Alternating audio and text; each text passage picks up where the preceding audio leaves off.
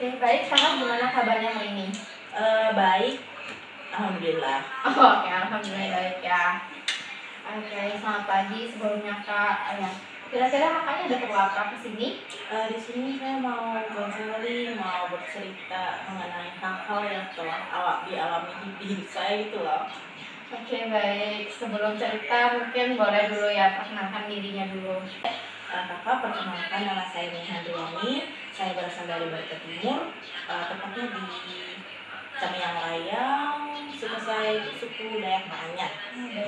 Iya. Udah berapa lama di Banjar? Pindah ke Banjar kan ya? Iya, pindah di Banjar. Udah berapa lama? Sekarang udah sekitar 4 bulan. Wah, 4 bulan, lumayan ya. Lumayan masih baru, masih Baru. seumur jagung lah ibaratnya. Nggak sampai sih ya. Sampai ya? Nggak sampai. Oke, terima kasih udah untuk kaminya udah mengenalkan dirinya gitu kan, asal dari mana. Tadi katanya udah 4 bulan ke Banjarnya ya.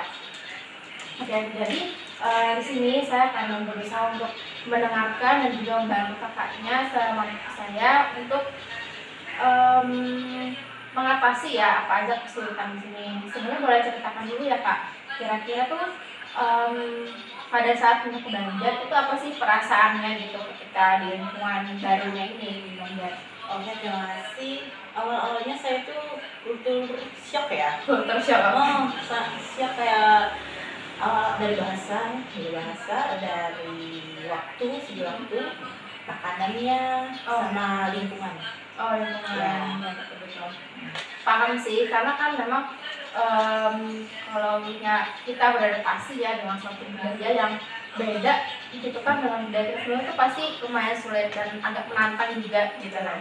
Dan pasti ada perubahan-perubahan besar yang tadi terkait dari bahasanya, dari makanannya juga, terus dari lingkungan tempat tinggal juga kan sama jarak waktu tadi ya, sama waktu. Itu hal yang wajar sih, kita tuh nggak nyaman gitu atau mungkin kesulitan untuk beradaptasinya. Nah, dan kalau boleh tahu dari semua itu nih Kak, dari bahasa, dari makanannya, dari tempat tinggalnya, dan juga dari jalan waktu, ada apa sih yang membuat Kakak tuh, aduh kayaknya aku nggak bisa nih gitu. Apa sih yang buat kayak tertekan, kayaknya nggak bisa untuk tinggal di sini dengan kondisi yang seperti ini? Nah, yang pertama itu bahasanya. Orang-orang sini cenderung ngomong cepat. Iya betul. Jadi kita sulit ya mendengar gitu, memahami. Jadi kayak ngomong apa ya beliau, ngomong apa ya beliau gitu. Nah, terus juga dari sama ini waktu ya. Kalau di kantor kan pakai WIB, kalau di pakai kita. Jadi kayak menyinkronkan ya namanya tuh ya, menyesuaikan itu sangat sulit sekali. Bangun tidur nih di sini ini jam 5, padahal kalau di jam tangan saya biasanya itu jam 6. Jam 6 jam 4 ya, jam 4. Dan jadi kayak bingung awalnya kayak sampai jangan tinggal di sini gitu.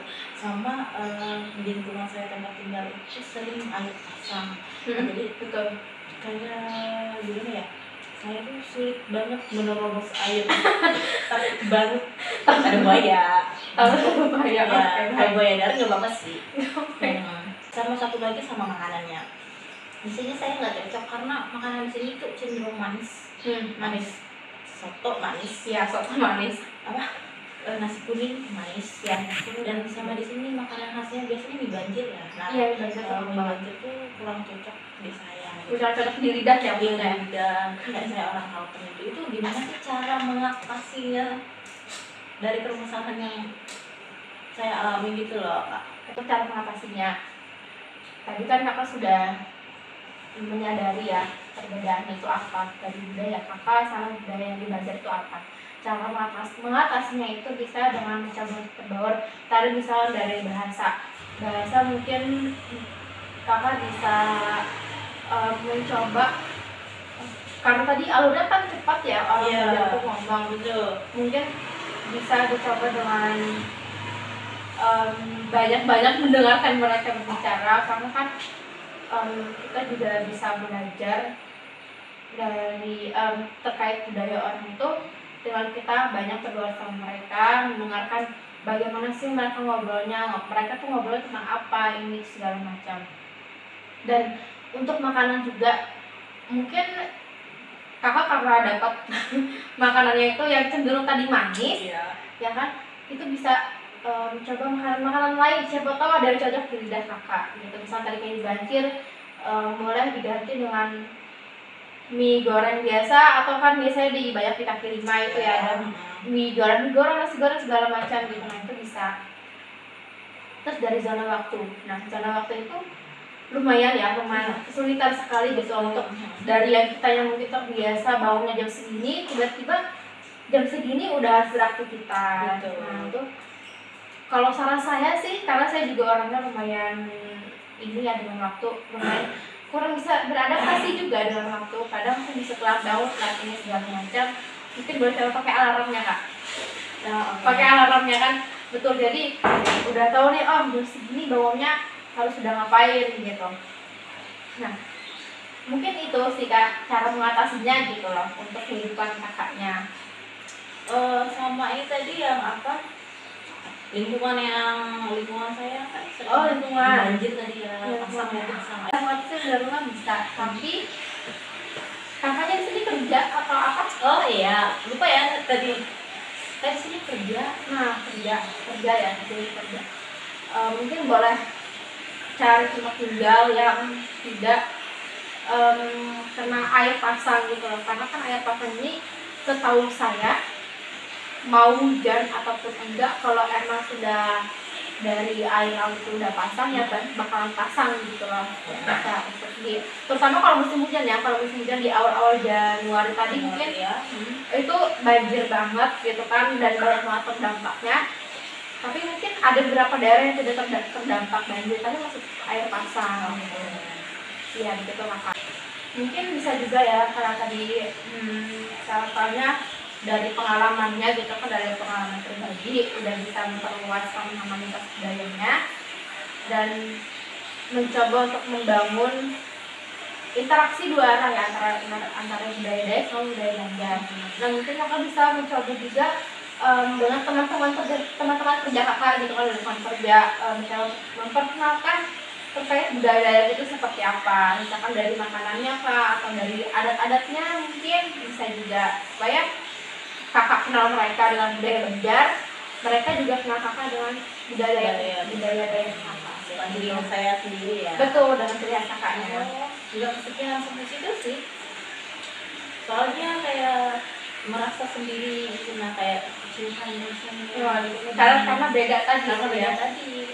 Gitu. Mungkin kakak boleh coba untuk bawa makanan khas dari Dayak itu sendiri, bisa perkenalkan dengan mereka, ini loh budaya makanan khas dari Dayak tuh seperti ini. Ada sebenarnya mereka tuh kenal juga gitu loh. Jadi bukan cuma kakak yang berusaha untuk mengenal mereka dengan budaya mereka juga berusaha mengenal kakak dengan budaya kakaknya sendiri. Terima kasih kak. Berarti misalkan saya mau bercerita gitu ya, boleh juga ya bercerita tentang adat. Boleh ya, bercerita adat boleh. Karena tadi juga kakaknya bercerita dengan mengenai adat Dayak maksud saya ya, dan juga tadi mengenalkan mereka apa yang khas dari Dayak itu juga bisa kakak tuh tetap ingat gitu loh dengan budaya kakak. Jadi tetap menjaga identitas kakak sebagai orang Dayak, dan juga menjadi jembatan antara budaya Dayak sama budaya Banjar, komunikasinya terjalin gitu. Karena kan adaptasi itu ya, ini kan kakak beradaptasi gitu kan. Jadi adaptasi itu bukan berarti kita melepas budaya kita, tapi justru kita beradaptasi dengan bergaul dengan budaya yang lain, dan juga menemukan titik temu dari budaya tersebut itu apa, dari budaya Dayak, budaya Banjar, titik temunya apa, seperti itu. Baik, terima kasih banyak. Jadi di sini saya tidak merasa sendiri ya, karena sudah dapat pencerahan gitu ya dari kakaknya. Gitu. Jadi pelan-pelan saya mulai terbuka dengan teman-teman di sini nanti ya. Mencoba sih kayak banci gitu, terus harus ya harus nggak harus, cuman mungkin sesekali boleh, tapi kalau yang mungkin kurang cocok dengan lidahnya kakak yang nggak usah juga. Dan mungkin kalau udah lama-lama tinggal sini cocok ya, mungkin bisa jadi cocok. Betul ya. Baik kakak, dari pembicaraan kita tadi ini, dari kakak cerita bagaimana mengalami kesulitan yang kakak alami ketika tinggal di sini, kira-kira ada nggak yang mau di clearkan lagi, yang mau diluruskan lagi? Mungkin cukup aja ya. Oke, cukup. Udah diberi penjelasan gitu tentang apa pencerahan kita, Ya, pencerahan. Bagaimana mengatasi. Ya, mengatasinya. Oke, baik. Berarti udah cukup ya kak? Udah cukup. Oke, baik. Terima kasih kepada kakak yang udah bersedia gitu ya untuk bercerita pengalaman-pengalamannya ketika tinggal di sini, dan semoga nanti ketika sudah berada di lingkungan kerja tadi, sudah masuk ke lingkungan kerja tadi, kakak bisa beradaptasi dengan mereka lebih baik lagi setelah melaksanakan konseling sama saya gitu ya. Oke, terima kasih kakak.